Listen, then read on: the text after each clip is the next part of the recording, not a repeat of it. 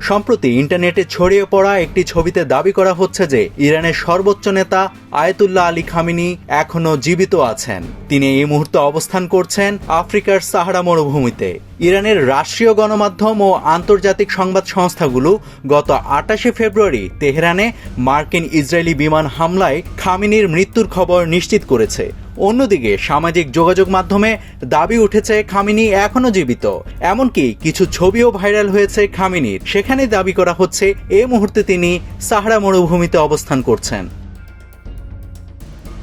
তবে অনুসন্ধানে দেখা গেছে খামেনির সাহারা মরুভূমিতে অবস্থানের দাবিটি সম্পূর্ণ ভিত্তিহীন এবং বিভ্রান্তিকর। তথ্য যাচাইয়ে দেখা গেছে ওই ছবিটি বর্তমান সময়ের নয়, বরং এটি 2014 সালের একটি পুরনো ছবি।